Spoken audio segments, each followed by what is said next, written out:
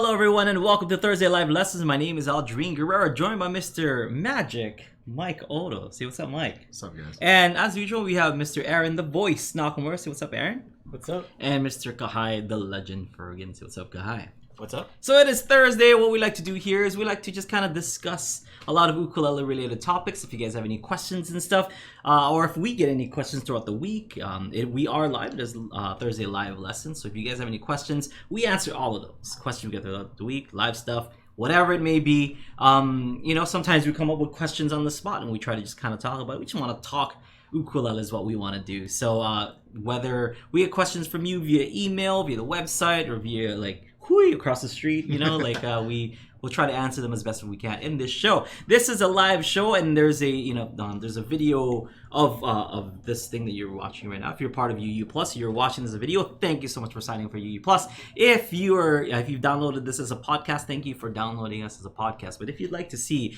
Mike's beautiful mug, please sign up for UU Plus. Check out his awesome shirt. You see the shirt? The shirt. You know what that is? Yeah, 9 tails. Jeez. So, Aaron knows what's up. Yeah, he watches Naruto. You watch every season, right? Yeah. Watching Every meeting, the first. come on. Every first episode. I was gonna say watch every season and watching Boat too, right? Yeah, Boruto. Yeah, Boruto. I mean Boruto. Boruto. Boruto Like- and Naruto. It's like burrito, but a little bit different. Boruto. All right, so let's not go down that path just yet. Let's at least start to talk about ukulele first before we go down that path. Talk about that one time Naruto was playing ukulele. So now that all the players have been introduced, let's talk you guys. Do we have any questions that that we've received throughout the week? Hi.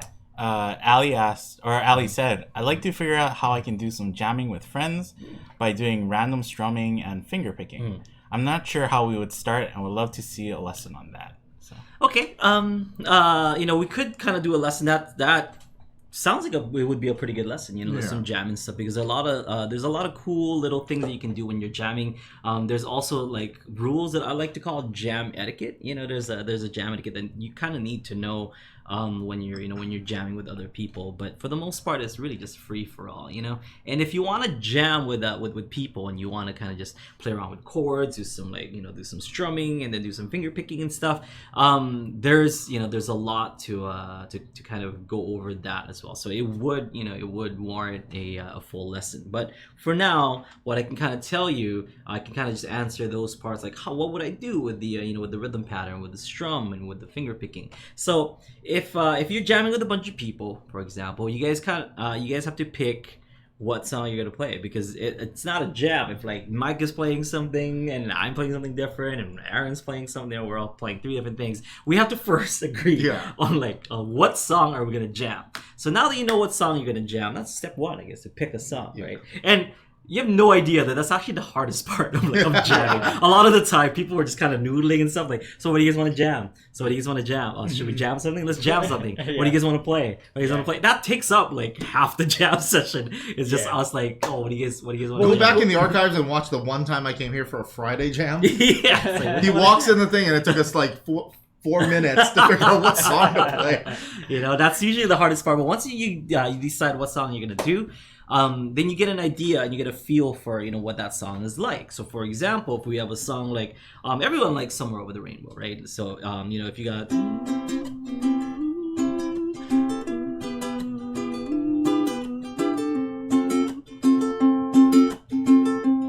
okay, so now Aaron's gonna play that. So for example, Aaron's gonna play it straight. He's gonna play just the strumming with the C string, bass, and whatever. So go ahead. Right. Yeah, 2 times. There you go. So he's doing that. I'm like, okay, well, what do I do? I could either do the same thing that he's doing. I should have tuned it. But yeah, go ahead. Keep going. Let's just go C, E minor, F, back to C. And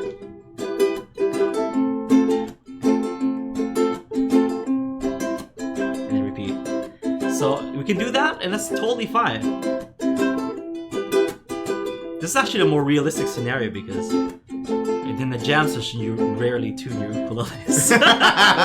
So So if he's doing that, I'm like, okay, well, I don't want to do exactly what he's doing, you know, I'll do something different. So maybe I'll just play the 1 or something, you know? So I'll just do like a fancy schmancy strum on 1. So here we go. Tamani it up. Flotty pad.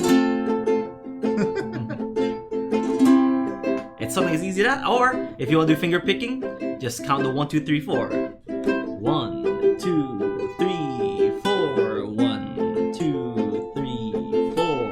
1, 2, 3, 4. And of course, you can make it more fancy and do 1 and 2 and 3 and 4. 1, 1 and 2 and 3 and 4 and 1 and 2. 1 and 2 and 3 and 4 and I'm just doing into out picking. And I can do even 16 notes if I want to do 16 notes. So 1 E and a 2 and 1 E and a 2 E and a 3 E and a 4 E and a 1 E and a 2 E and a 3 E and a 4 E and... Of course, you don't have to use into out techniques. You know, you can just kind of keep it simple. Let's go back to the strum. You know, you don't have to just do the one fancy strum, like, you know, on beat 1. You can do beat 1, 2, 3, 4, whatever you want to do. As long as you're kind of following the groove, as long as one of you in the jam session sets the groove. So in this case, it's Aaron. If I want to get really fancy.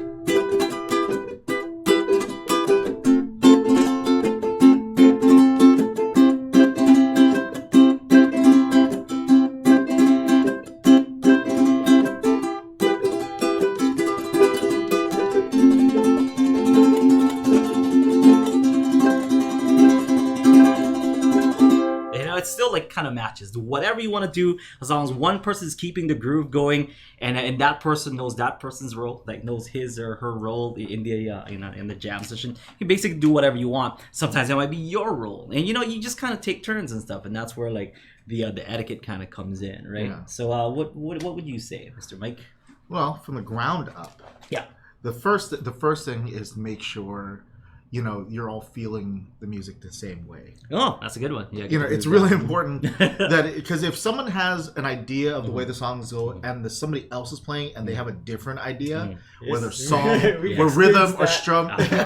Oh yeah, times. Honestly, the more people you add into any group, I mean, when it's just you, you can kind of do it any way you want because it's just you. But as soon as you add Aaron, it becomes one of those things where like you two have to kind of meet in the middle, or not even necessarily meet in the middle, because if he sets a very specific style and strum for this, and you dig it, you want to go to where he's going, you know, but you can't stay doing you and you doing you if they clash. You could kind of hear that when you were doing like finger picking, when you first started doing finger picking, because you were doing straight 4, right, like straight quarter beats, and then Aaron, but like the strumming of that song is like swung, so like it kind of like, and then when you went to 8th and then 16th, right, then because it like got smaller and smaller, it kind of started to match more. I started swinging with Aaron at that point. So that's kind of like a good, if you're not really feeling the beat, like try and play around with that division, right? It's subdivision. It might not be the best example, like to like start adding a bunch of notes, like go crazy. But you can kind of like start playing faster, right? Like maybe see if you're feeling it more in like a double time compared to everybody else, or like slow it down. See, And the other part that's really important about that is, you know, if you are hearing, if you're thinking about just what Kai was saying, and one person's feeling kind of in a swinging, jazzy kind of feel, and one person's feeling in like a straight 8th, more of a rock or a Philip Sousa march-ish. The thing is, 1, 2, 3, that 4. The thing is that on like in a matter of milliseconds, you may not change chords at the same time.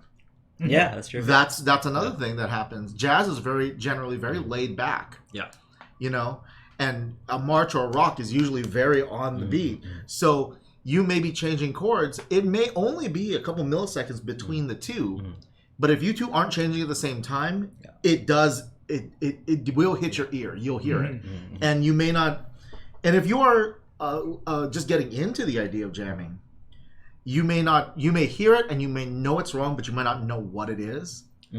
So it'll sound wrong, it'll feel wrong, and you won't know what to do to fix it. Yeah. I mean, we've had people, or we've jammed with people and stuff that like they would emphasize the downbeat instead, and like for myself, like say I'm playing a song, and it's a song that I play a lot and stuff, and I've gotten used to playing this song this certain way. And if we go to a jam session and then you play a song like a different way, not just keys wise, but just feel altogether, it's a totally different song. It's like, oh, do you know how to jam Amber or something? Like then you jam it like like how you do, and like if the way that you play it, you're like kind of emphasizing like different beats, and it works for you when you play by yourself, and I emphasize different beat, and it's gonna for you when it works for you when I play it and stuff. So it might be a little bit different if we both kind of jam together. It'll seem like it's clashing, but you're technically playing correctly. You're playing the right chords. You're playing the right, your groove, your right groove. I actually thought of a song that's a perfect, because you said Amber, but I actually thought of a different song that they do, because if we go to a jam session and I say let's play Love Song. And you're thinking 311, and I'm thinking The Cure. That's true. Yeah, two different.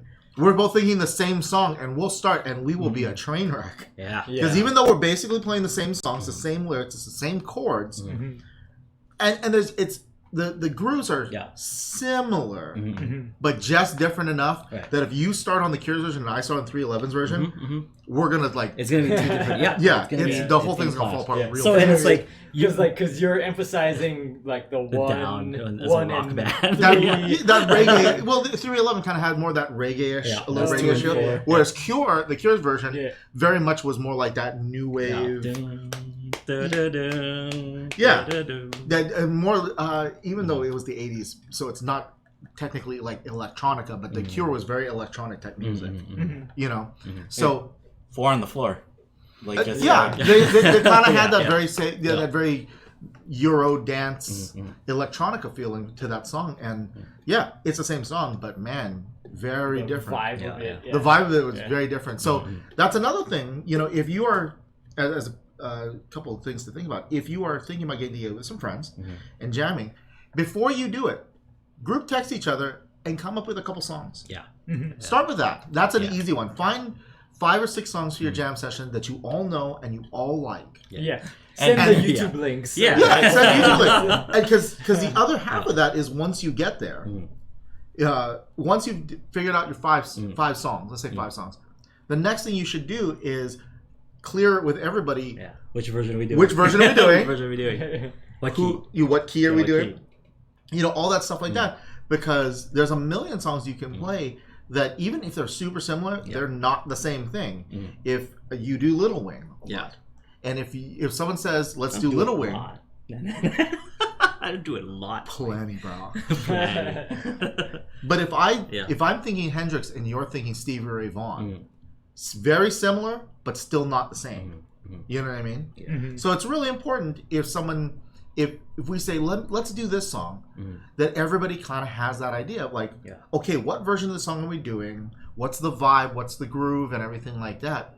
Because it's happened to me, it's happened to him, it's happened to him, it's happened to him, where we sit down to jam with people and someone says a song and we think we know the song, and we don't know the song. Well, usually it's like that, right? You get to the jam. And then like, what song are we gonna play? And somebody says like, well, do you know this song? And it's like, oh well, I heard that song before. I kind of know it. And then how do you play, or what key do you play it in? And they say like G or something. And then how do you play it? They start playing it. And then everybody else kind of like follows the groove. Like, oh, what chords next? And then kind of follows their rhythm, and which also is something that's really useful because you're training your ears. Well, that's like kind of like an organic jam session where like you didn't have months or weeks or even days to plan. Everyone look at these like YouTube links. Like we were just talking about like how Jake is coming to Kauai tomorrow. Like and we're so he's coming to Kauai tomorrow. Is like, hey, maybe we can kind of go and see if he wants to like hang out and jam and stuff. There's like no, like no pre-plan because if he can't make it, he can't make it. He's a busy guy and stuff. But if he does, I'm not gonna be like, we're gonna jam these songs. Let me email you the list of stuff that I want to jam with you, Jake. So it's like just us. My usual dialogue is like, I'll follow you. You know, like like just what do you want to jam? It's like, oh, let's jam this song. It's like, all right, I'll just follow. That made me think of something. As basically you're what you that. do. Yeah. So we should also define this. There's basically two kinds of jam sessions we should be we can be thinking about. Jam session in the terms of like maybe we get done with this and Aaron's got his, Kahai's got a guitar, you know, we got a bass in the back, and say, you know what, we don't have anything after this. Let's play a little bit. Yeah. That's like what he's talking about. That organic jam session. Now, I don't know the situation, Ali, right? Yeah. I lived in Kapal, Mike. I only know organic. He only knows the papayas way of playing. No organic. But I don't know what kind of jam session situation you're in, Ali. But the two types would be the organic type where you just get together with your friends. But see, even if the other type is like an ukulele group, you know, there's plenty of people who belong to like ukulele clubs and stuff like. And yeah, you can do it the organic way too, but if you're also having like 10 friends show up and you guys all have to figure out what song you're playing, okay, you're gonna waste like 10 minutes trying to figure that out. 10 minutes, that's lucky. I would love to. You know, so everyone gets a minute. if you're in that type of situation, Ali, where you have like a club of friends that you guys every second Sunday you all get together and you all play, then you might want to try do that idea of get it organized. Yeah, have a songbook. Yes, get a songbook. You know, it kind of sounded like this person may have seen other people jamming and thought like, oh, they just get together, right? And then they just like start playing, and it's just like, because they said that how do you do it with like random strumming and random finger picking? Yeah. But I think most times when you're jamming a song, you have a song already in your head, or at least like some kind of core pattern, right? Some kind of bass, because you want to lay the foundation before like other people start playing on top of it, or you can improvise over it. So it's very rarely, I think, do people go like, I don't know, let's just try out these random chords and random strumming or random rhythm or whatever. Well, yeah, it's usually if whoever has the idea for the song usually kind of kicks it off, and then everybody adapts to that. Yeah, so like on Aloha Friday Live Jam, when we start, we do the wheel of shoutouts. Yeah. So the wheel lands on a genre. Usually Aldrine kind of comes up with some chords and like a rhythm, and then I just follow him. So that's kind of like what everybody else has to do with the person whoever's idea who selects the song. And for you, like, you know, like what kind of rhythms work with different genres, right? So that's what you're doing basically, right? You're like, oh, if it lands on 1950s doo-wop, I know what that sounds like, so I'm gonna try and recreate that. Or like I actually answered Ali before, and I sent her like an example of you doing 21 questions, right? Yeah. Whenever rap lands on the wheel, you actually base it on like directly on a song that you know. So it's when you kind of have that, it makes things a lot easier than just like guessing random rhythm or random, you know, chords or whatever. You have something that you know. And I think a good general rule is like, if you keep it simple, more people are going to be able to play it. Right. The more complex you get, the harder it is for other people to although follow. Hearing her question again makes me think that what she's really talking about, and I might be wrong about this, but how you were playing over Aaron and then like adjusting and trying different things. Yeah. That might be closer to what she's really talking about. She's probably watched someone at a jam and everybody's doing like simple together, and then eventually somebody, like one of the more advanced players, starts doing like a double time rhythm over that and something like that. And if that's your question, really what you're really asking, part of that goes back to just a lot of experience. It's a lot of experience because when he you know the groove, plays that double time thing over it, it's something he's worked on and then hears when he can use it. It's almost like we talk about chord substitutions on this show.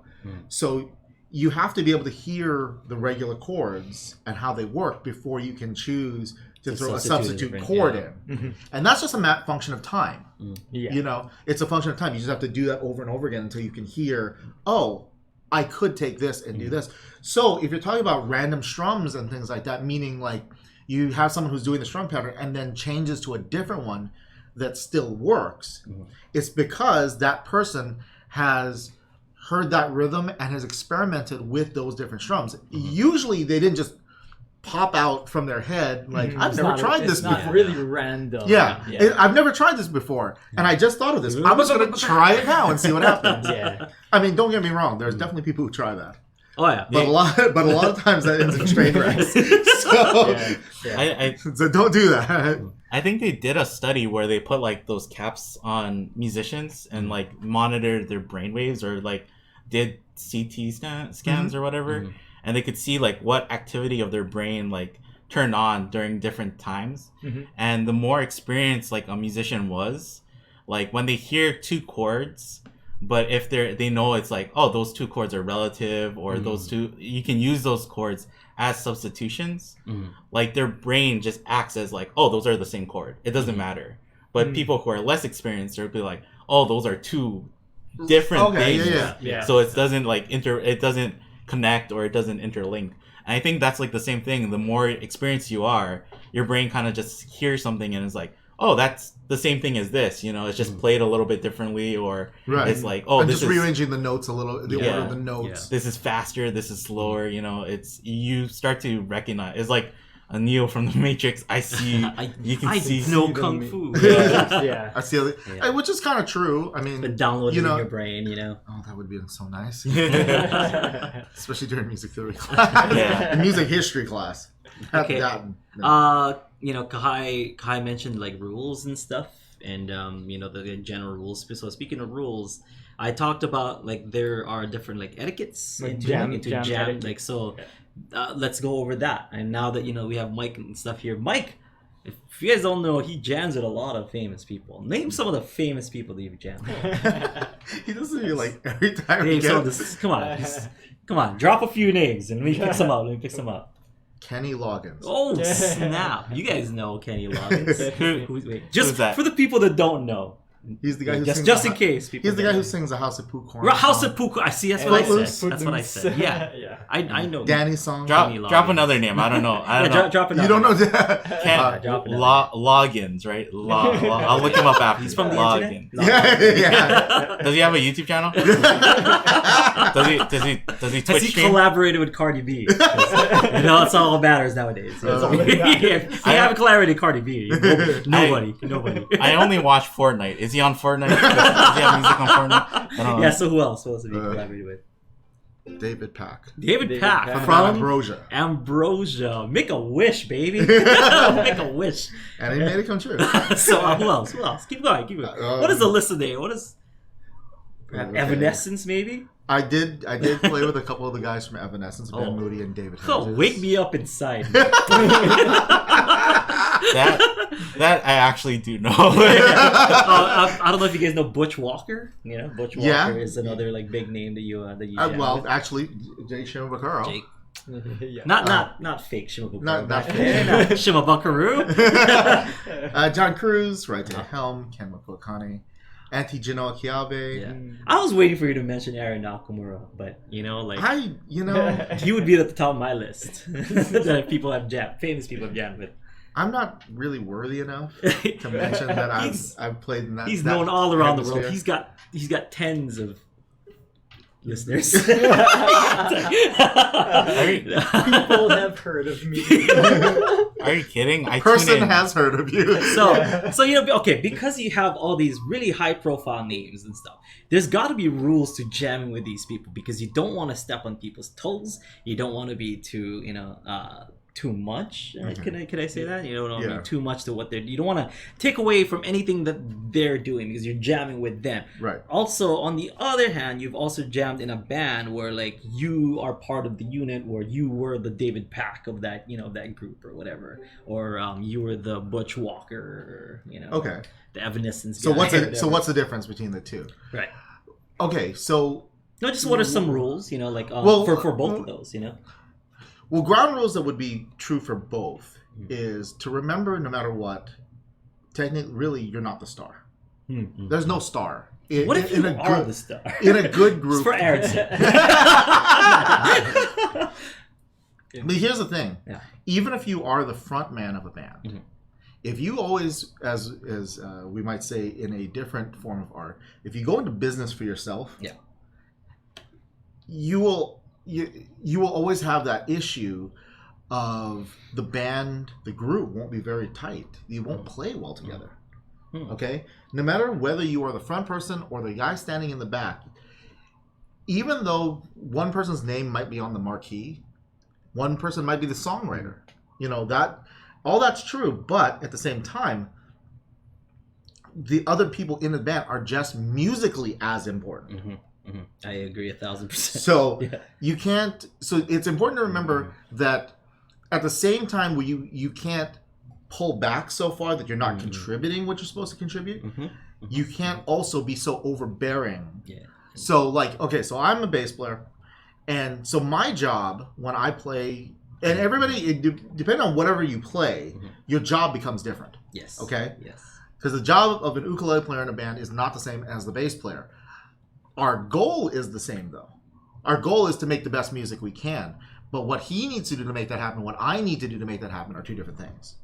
So my job is to play a bass line that has a lot of groove, that makes the music feel good. So the rhythm and the tempo and everything should feel comfortable and pull everybody along. Number two, I got to make sure I play all the right chords.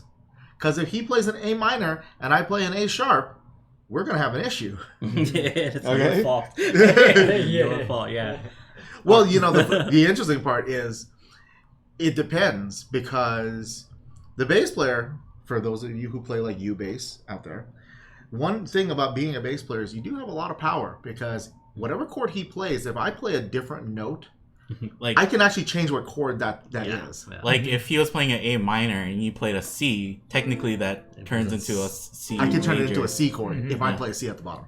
Which it's kind of cool when bass players do that, but it also can throw you way off. Yeah. Okay, so when I'm doing like those bigger gigs, an important thing to remember is, number one, I have to learn the song first. Okay. I have to. So when I played Footloose with Kenny Loggins, the first thing was play exactly what was on that recording first. Learn that, okay? Because if I just immediately start off just doing whatever I want over the chord changes, number one, it's going to make the song sound different than what it was supposed to be, and especially in the situation we were in where we weren't actually supposed to play that particular song, and he just called us up to do it. If I just started just making up whatever at that time, really I'd be doing a disservice. Because everybody is kind of anticipating to hear what was on that recording. So if I just start going off and doing my own thing immediately, then everybody else who's trying to like come together in this group is gonna like, what's he doing over there? Now at first, yes, because that's how it starts. Right? See, that's the thing. Like, it's a big responsibility. If he didn't want you to do that and you started off doing that, you're gonna get looks. Yes. Right. Now, sure enough, about halfway through, I started doing alterations on the bass line and stuff like that. I still kept, the groove of the bass line, but I was starting to play different figures and stuff like that. But we were already into the song, so there was a little bit of like evolution that was going on, and that was okay. The drummer kind of heard what I was doing, and he kind of locked in with what I was doing. And the thing was, but since we were still basically holding on to the basic groove of the tune and making sure the chords were all right, nobody from the front turned around and was like, "What are you guys doing?" Because it still felt like the right song. So I would probably say, if you're doing a jam session on a bigger level, know the song, really understand it before you try anything different. Because who knows, that artist up front may be really, really, really tied in to the way he had the song produced the first time. So if you play something different, he may be like, I'm thrown off now. And you don't want that. Because you're the groove. Basically. Exactly. You and the drummer. Now, did you guys get to rehearse? No. No. We had done the other stuff, and then he decided to do Footloose as his encore. And at the last, originally he was just going to do it himself, and that's what he told us. So we're all sitting in the side. We're all sitting in the wings, actually just eating and drinking by this point. And he's just like, you know what? I think I want the band for this. You guys know it, right? Well, he didn't even look. He just said it and expect all of us to just pile up. Yeah. Funny enough, for that one, our drummer wasn't even there. Oh, so he played drums. No, there was drums. Because our drummer and his wife were second keyboard and drums, and they had their kid with a babysitter. So since he had told us this is the songs you're doing, by that time they had already packed up and left. Oh. So we're like, oh no. Yeah. So I looked around with some of the other, this was at a songwriters festival, so I looked at some of the other teachers. One of the teachers said, I know a keyboard part for this. So she jumped on one of the keyboards. And my friends, shout out Streetlight Cadence, their drummer Ben. Good boys. They can play, man. Check them out. Their drummer slash guitarist Ben, he just jumped on the drums and like, okay, here we go. And I look at Ben and was like, do you know this? And he's like, we're gonna find out. You know, and as a course, that's what he did too. You know, he kind of knew the song. He didn't really know it, but what did he do? He just locked the groove. Locked the groove. He wasn't trying to do fancy fills. He wasn't trying to throw stuff in. It was mostly just hit the beat and go. It like in those situations, I mean, you want to be well-rounded in all aspects, but in that situation, it's almost better to be at least to be able to adapt and to hear everybody else, right? Like, hear where you should be, hear where your placement should be, because you can be a great technical player, but if you don't have that ability, you might. Well, if you don't have the ability to play with other people, your technical ability only doesn't really mean anything. Yeah. You know, it limits you to so much. The funny part is it's almost flip-flopped in the sense that a lot of people who are amazing technical players, a lot of them actually can't play with groups that well. Hey, what are you trying to say, bro? I said great technical players. You never said that you were a good technical player. But a lot of them can't do that because they're so used to kind of just doing their own thing by themselves that they don't have that ability. Whereas, and the thing is, a lot of times when you have guys with great technical ability or have a ton of experience, you don't hear us do a lot of fancy stuff. A lot of technical stuff. Yeah, that's what I was gonna get. Because our main goal is to listen. You know, that's another skill that oftentimes I find young players who can play their butts off, and then when you put them in like 3 people groups, they're like deaf to the other 2 guys. It's like those other 2 guys listening to the song in their head. Exactly, those 2 guys aren't even there, and you can totally tell when you see that.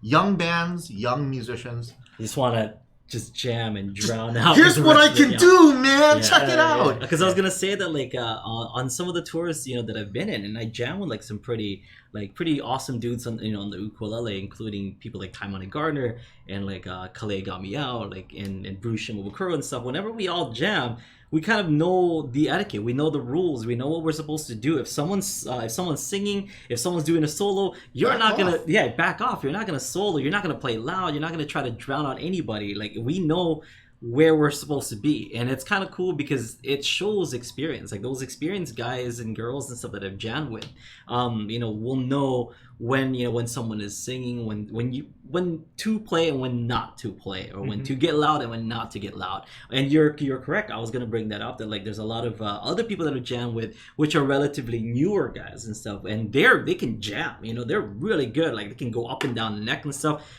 Dare I say better than myself or Kale and Taimane and stuff like. But they're really good. But they just don't. They do, because like it's almost like a double-edged sword, because they're too good that like some of the stuff that they'll do will stand out too much if they don't know how to control it. It doesn't complement the song it doesn't. Right. That's kind of what I mean by by etiquette. And there you have to have you have to have etiquette. You have to know the rules of when to jam, because if a singer is already kind of singing their heart out and stuff, and you're like ultra loud, even though it might not be loud to you, if the singer can't hear what everything else is supposed to be happening, exactly, it's going to be it's going to be a mess. Like, also, the person's going to start the way to think about that is like this: there can only be one feature.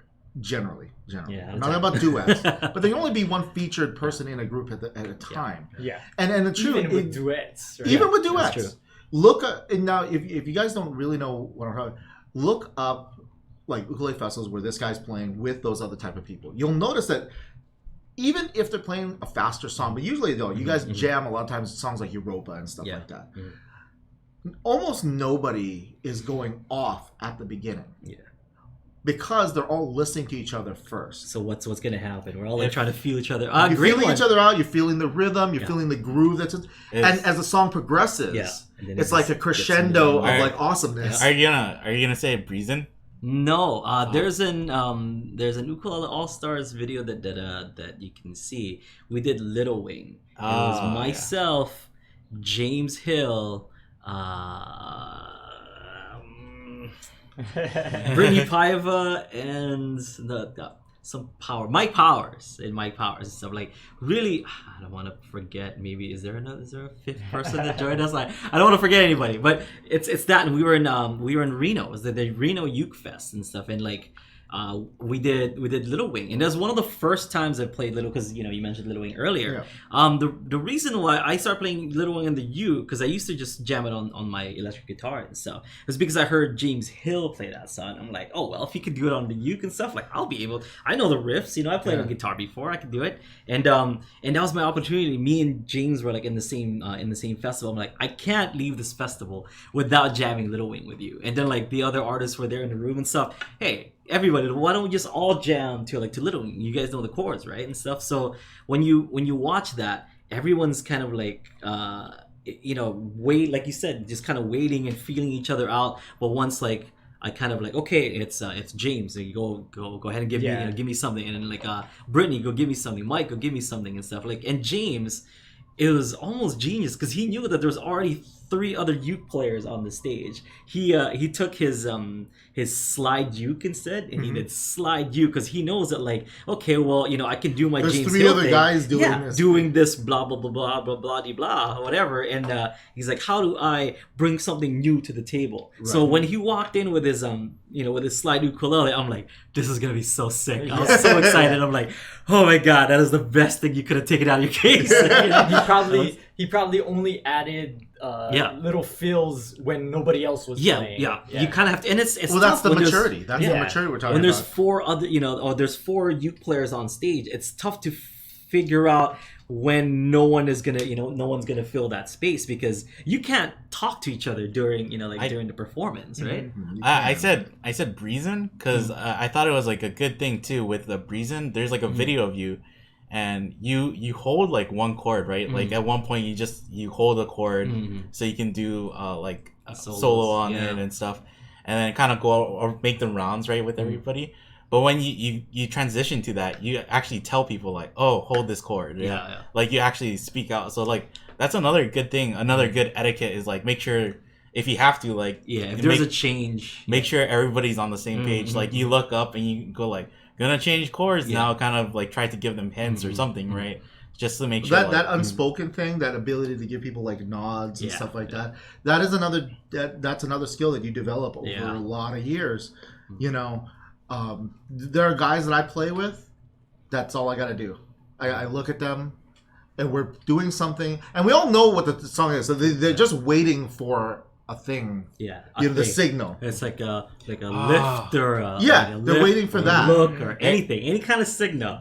Do you? I sent Aaron a video where this band, they made their own secret like musical language. Oh yeah. So if one of them plays like a riff, the rest of them knows what that means, and they'll like get quiet. They'll bring it up. Yeah, it was like awesome. A really involved language where they could call out a certain member. Like each member had their own name in musical terms, or like so like this riff is the bass part. This riff is the guitar. So they could say like turn off. They could say like everybody else turn off except for this person.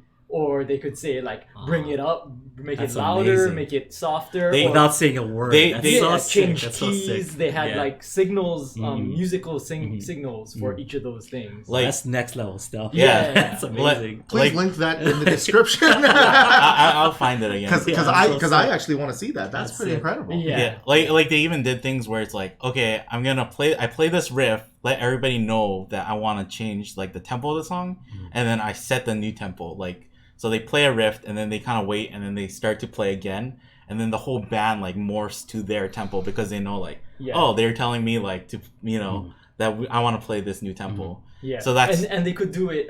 They had signals for whether they wanted to do it immediately or gradually push it. That's so sick. Yeah, like, it's like it was so involved. They kind of said like this is. Did they explain like what those were? Yeah, that's awesome. I they want to watch showed, the video. Yeah, they showed examples. This is like an 8-hour video. It's a whole language.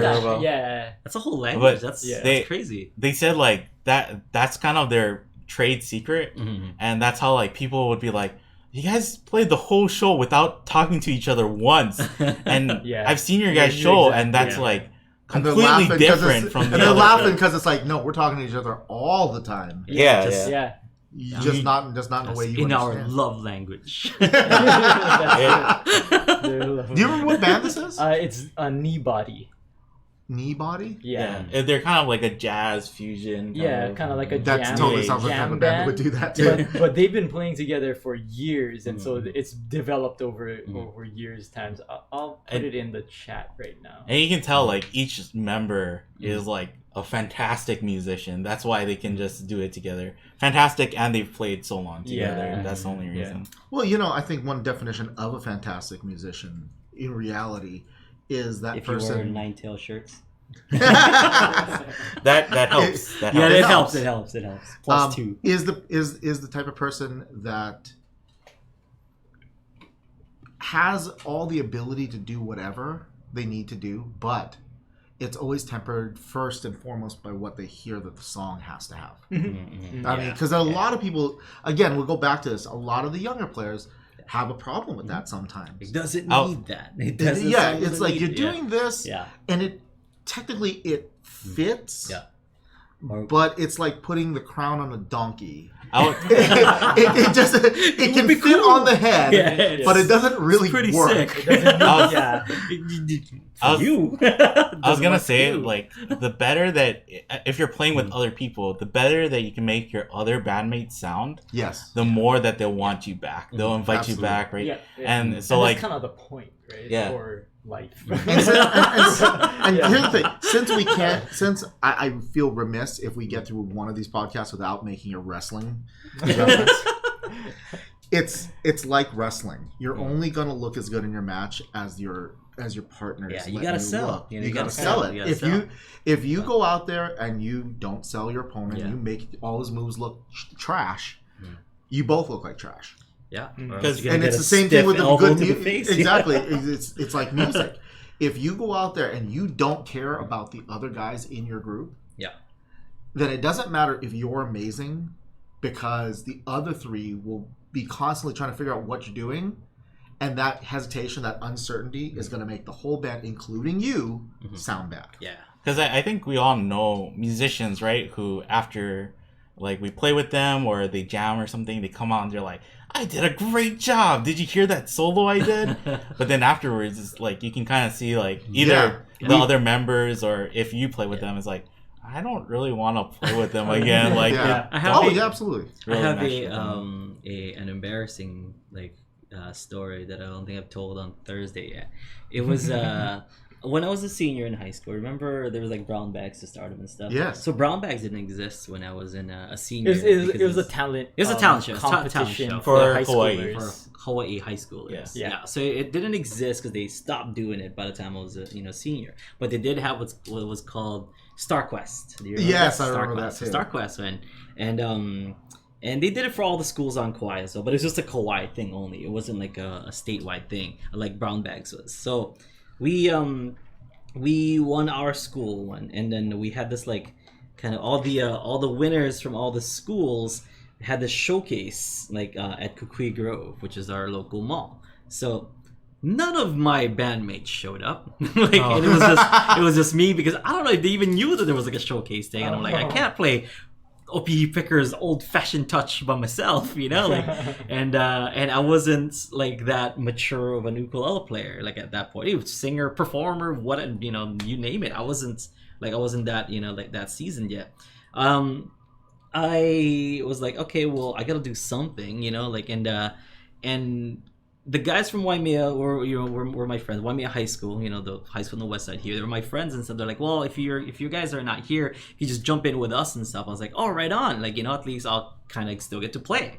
And it was around the time where I was like messing with pedals and stuff, I wanted to put distortion on my. Yeah, we all know where this is gonna go.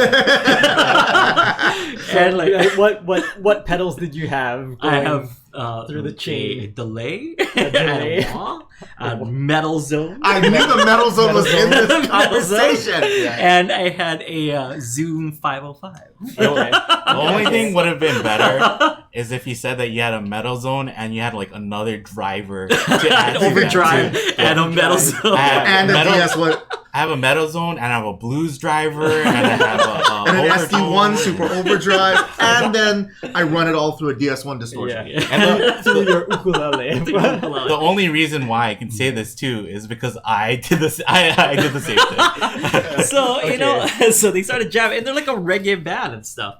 And then I'm like, oh, it would sound really cool if I like started like cranked up the distortion and just like started doing like distorted riffs and stuff. And I was like in high school, and I was one of those kids that like I had chops, like what Mike was saying. I had chops when I was like in high school, and I'm like, oh well, like I'm the only person representing my band, so like I gotta, I want to make a good showing. But it just ruined everything, and it just drowned everyone out because I didn't think about like the singer. I didn't even think about the groove or the whatever. I'm just jamming on my ukulele as long as I was in the right key. I was like, it's just jamming away. Like they're playing their like 2-chord reggae song. I'm like, 2-chord, easy peasy. I'm just ripping it up and stuff, and just I'm like, I can't hear, like, and I cranked myself up even more, like on my pedals, and it was just very, very embarrassing because it showed that I was just super inexperienced.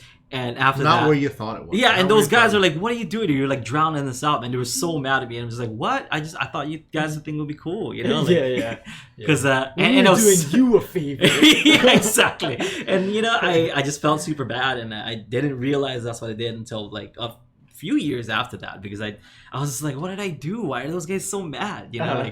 And that's why, because like I was basically being a little butt. Because you forgot the first rule. Yeah, there's no star in that band. Yeah. I think I wanted to be the star. You wanted to be the star. Exactly. A lot of times, embarrassing, but and the just to be super clear about this, there's a big difference between you wanting to be the star and expressing yourself in a band. If you are the lead singer songwriter, you are going to get a lot more attention than say the bass player or the keyboard player. That's true. However, just because that's your role in the band doesn't make you a more important part of the band. I think that's really what we're trying to say, is that make sure that everybody in that band situation is in like equal. Yeah, I had another band, like I don't want to name which band and stuff, but when we were just starting out, because we just started becoming like kind of playing together, and we started a band, and like we were same thing, Kukui Grove, like the mall, like we had a gig at the mall. And we had a producer back then when we were in high school, so you know what band this is. So we had a producer, and he's like, "Oh, I got you guys a gig. And we're playing at the Easter or whatever, like celebration at the mall." I'm like, "Right on, we got a gig. Our producer like got us a gig. This is awesome." So on the poster, it's like Aldrine and Friends. Oh! It wasn't the band name, and my bandmates were pissed, and like as you should, because we're like supposed to be a band and stuff, but our producer's like, no, well, like they don't know the other two guys, so like they know Aldrine, and I'm like, oh, and I didn't think anything of it, because I was like, oh yeah, well, it is like Aldrine and Friends. Aldrine and Friends. Basically, my bass player is like, oh, like they spelled your name wrong. I was like, no, they didn't. Like, but that was just him to be like, look, they put you, and they didn't put any of us, and he put the band name. He was super pissed, and I'm like, okay, I know why he was mad and stuff. So we had this other gig in like a month, Miss Kauai Filipina. So Miss Kauai Filipina, I told him, like, you know what, I feel really bad about that. Like, I want you guys to kind of stand out too and stuff. I know I'm like the whatever, like the front man of the band and stuff. But and even though you're like you play bass, I know you can sing. I know you can you back then like rapping was a cool thing, like for Hawaiian bands. So I was like, okay, why don't we do a song where there's like a lot of like it's mostly kind of like rapping. So we did Kapena's "Do That to Me One More Time." and it's like very rap heavy. You know that song? You know that song? Yeah, super rap heavy. And I'm like, okay, here it is. You know, we're gonna jam this song. We're gonna put it like right in front. All I gotta do is do that to me one more time. That's just the chorus, and then it's him the whole time, just like. He chokes on stage, and like forgets the lyrics, and because he was so scared, he was like, restarted like the rap, forgets the lyrics again, and I was like, oh, what happened? And he's like, I couldn't handle like being the front man. Like, well, and then it became my fault. He's like, I wasn't ready for that. Like, why'd you do that to me? He's like, I thought you wanted this. I thought you wanted to be in front. I thought you wanted more responsibilities and stuff. No, it's just that they wanted to be recognized. They want to be recognized. Yeah. So those are learning times for me. I didn't know. I was like, I thought that's what you wanted. I want to share the stage with my friends. Band dynamics, especially when you have like a manager or I had a band about around 2002, and it was a really interesting because it was a band born out of just jamming with your friends. Yeah. So it was me and our friend Casey and our other friend Justin and Mike Fernandez. Oh, okay. Sangria. Yeah. And all we did was play like flamenco music and stuff like that. The one funny story I have about that one is Casey's dad was our manager, and so he came to one of our practices and he recorded us, and then he just like sent tapes out like without telling us. So he comes up to us and goes, boys, I get you on the show. And you were there at this show. It was that Battle of the Bands that was in Liberty House. I was playing sax for a ska band. I might have been there too. Oh yeah, Do you remember? This is the one that had the two kids who played like nothing but like Slayer metal right at the beginning. We were all. I played for a ska band called Uncle How's It. I remember those two guys because I remember their audition. Because they didn't play. They played like something like Nothing Else Matters or something like that. Something that was kind of rock metal, but like mellow and melodic. Yeah. And then when they actually got on stage, they just ripped like Raining Blood by Slayer. And it was like you could just see the person just boom, cut the power. So wait, Mike played twice that day because Mike was with Uncle How's It also. He played with that one. He played with ours. He played guitar for Uncle How's It. What did Mike play? He played guitar. He played rhythm guitar. Because he was a bass player for my band. He was a bass player for not the same band as the Kawaii Filipina. And he played rhythm guitar for us because we're a flamenco band, so it's really hard to play that type of stuff without a rhythm guitarist. Yeah. Well, here's the thing. It was this weird chain. So Uncle Johnny had sent in this tape of us playing to Kong because that was the people picking. Yeah. And one of the people in charge of picking the bands to get put into this thing, because the winner got to open for Willie K. You remember that? They got to open for Willie K at the county fair. It was Tommy guys won that one. Yeah, Tommy. So she sent in the tape, but the lady who was going through the tapes was my friend Michelle Beck. So she saw our names on the tape and just put us through without actually listening to the tape. It was not bad. I was there at that show. It was okay. Yeah, but one of the first criteria for the judging was this was supposed to be Hawaiian reggae. Oh, I didn't even see that. We didn't see that either. Apparently, no. It was one of the main criteria was you had to play island type music. Oh, okay. Well, so we messed that up too. So I don't know how we got through. Ska counted. Ska counted as like an island type music. I guess. Flamenco, on the other hand, did not nearly count. So we got there and we played, and no, it was a good show. We thought it was one of the better shows we did. And Michelle comes up to me after and she tells me, "Oh, I'm so sorry, you guys." It's like, why? It's like, okay, well, you had to supposed to be like an island, like a Hawaiian reggae-ish type band for this. I put you guys through without actually listening to your tapes. I didn't know what you guys did. I didn't realize that this is what you guys did. And she did tell us like the judges really liked us, and they said had we played anything reggae that well, we probably could have won. Because Justin's a great player. I was good, but not really good then. But Casey, on the other hand, Casey's a great player. Yeah, Casey's very talented. Kamakane. Kamakane. Yeah, go look that up online. But based on the strength of his tunes and what we were doing, we could have won, except we were just so far out of the genre that it just made me think of that, because I was like, oh yeah, I remember that. That one time we got to play the talent and we didn't find out about that requirement until after the judging was done, which is why Tommy guys won, because of course they're like, especially in the early 2000s, Tommy was very much like a Hawaiian reggae, Hawaiian. Yeah, I mean he had an album at that point and stuff. Like, I mean he kind of had that. He kind of had that genre. That's what he did. Yeah. So I kind of, obviously I understood why he won. And what's her name? Malia. So it's like Tommy and Malia were like a thing already at that point. So it kind of wasn't fair. It kind of. I did actually. He's like a pro at that point. You know? That was actually and he had like all the heavy duty guys in his band. Right. He had like Kalani DeBan on bass, and he had like all the heavy duty guys playing for him too. And it's like going, man, I think we're pretty good, but man, this is this is like the it was, because it was a bunch of basically like, because the oldest guys not in this was I think the oldest guy in that whole competition that wasn't in Tommy's band was me, and I was like 20, because we were just like young 22. Kids that wanted to. What did you play? You played? With, Almost Hawaiian. I forget. It was one of those bands. Okay, wait. So we don't have too much time left. Yes, but we do have a question for Mike. Sure. Okay.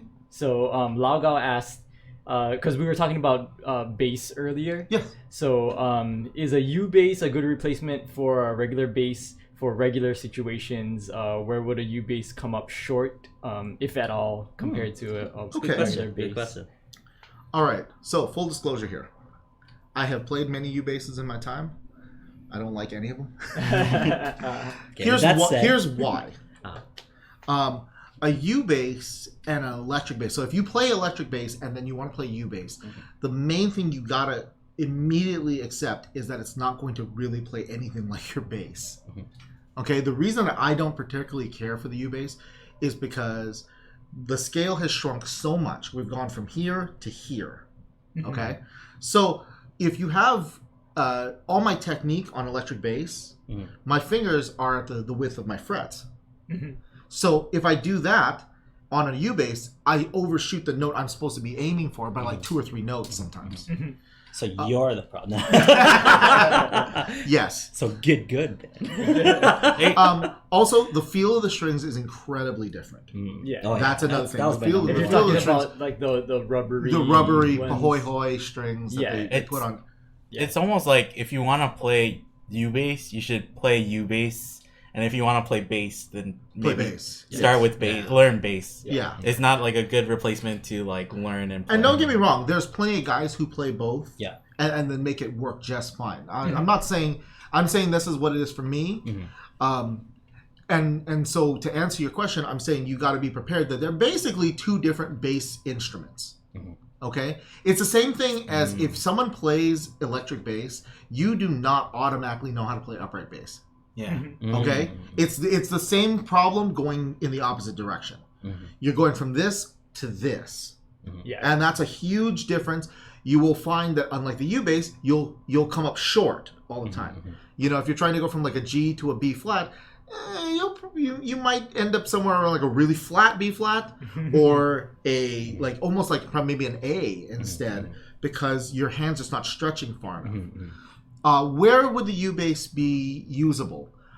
If you're playing acoustic things, it's pretty good because it does have some acoustic sound to it. Although anybody but it's still a bass instrument. Yeah, it's still a bass instrument. The other thing people would tell you is U basses aren't very loud. You know what I mean? If you're playing U bass to try and get away from having to carry an amp everywhere, you better hope the only person you're playing with is like a soft ukulele player or like a nylon string guitar.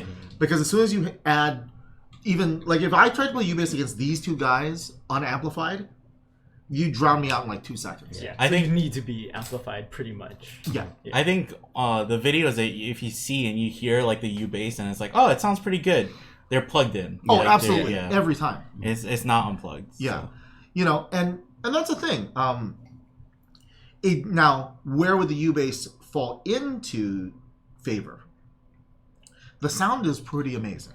Okay, I will never so you're deny not hating that. on the sound. No, actually plugged in and everything like that. The U-bass has a really awesome sound. It's halfway between electric bass and an upright bass. You know, I do dig that. Yeah. I actually really dig. Up at the school that I work with, we have a fretless U-bass that I use. You know, with the Polynesian Music Ensemble, because if I'm playing Hawaiian music, yeah, it actually sounds pretty good. I just have to be very mindful of what I'm playing because I'm going from this to this on my fingering. Yeah. You know, and I have to make sure to get right on those lines, otherwise I'm going to be way out of tune. So keep that in mind. It's going to feel different than a bass. It's going to play differently than a bass because of the strings. You're going to have it amplified all the time. You know, if you're looking for a small bass instrument to maybe write some bass lines on at home, just screwing around, U-bass could be really good for that. You know, if you're looking for something to compose, if you're recording, now that's one place I actually think the U-bass does kind of shine, is if you want to, like if you got a home recording set up on your laptop and stuff, and you want to record something, but your electric bass just doesn't, it's too twangy or something like that. Yeah, bust out a U-bass. If you want to get that upright bass sound without having to drag an upright bass and mic it up and everything, plug in. Do that because we did Stand By Me over for one of the lessons and stuff, and I only have that electric bass that you so graciously restored for me. It just sounded too like electric bassy. Yeah, so I wanted that like kind of upright bass, and I'm like, I'm not about to get an upright bass in here and do that. But what I did was just I recorded an electric bass, and I spent like an hour like trying to mix it so that EQ it, trying to like make those like decays a little bit, you know, like a little bit more. Okay, technical nerd moment. If you have this problem in your own home recordings, what you do is get a sponge, okay, put it underneath the strings right at the bridge. If you have a jazz bass with the two picks, roll all the way to your front pickup and play way over the neck. You will sound a lot more like an upright. You'll sound a lot more like a bass, an upright bass by doing that. Using your electric bass. So good, Desu. So good. Something that I think people do though, and it's kind of like, oh, maybe not, is they think I play ukulele, I want to learn to play bass, eventually bass guitar. So I'm going to get a U bass because it's in between ukulele and bass guitar.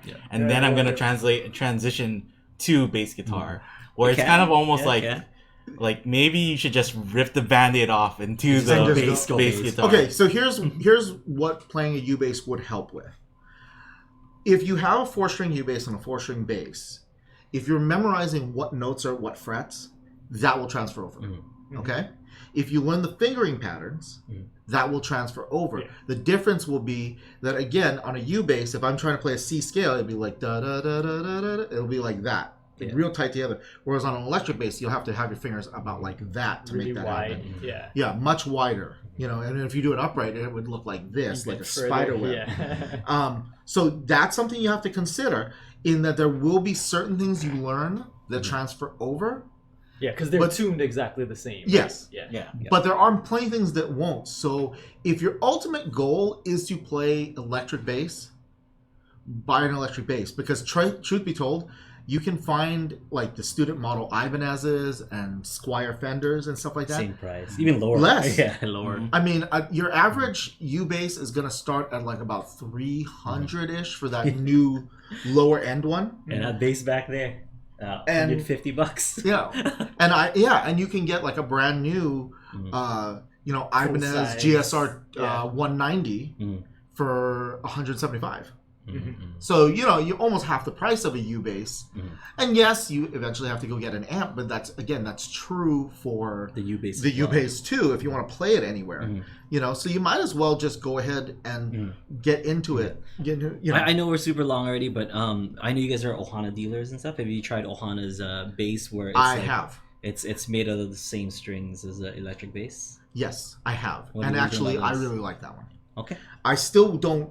When we have them in stock, I still wouldn't use it on a long-term basis simply because the scale is different again. Yeah. So I have that same overshooting notes problem. Yeah. But unlike a U bass, I only overshoot the note by 1 instead of 2. But the fact, here's a couple things I really like about the Ohana's U bass. or ukulele bass. Number one, it does use the same type of strings as your electric bass, so the feel doesn't change. Yeah. You do have to shorten your playing scale, but not by too much.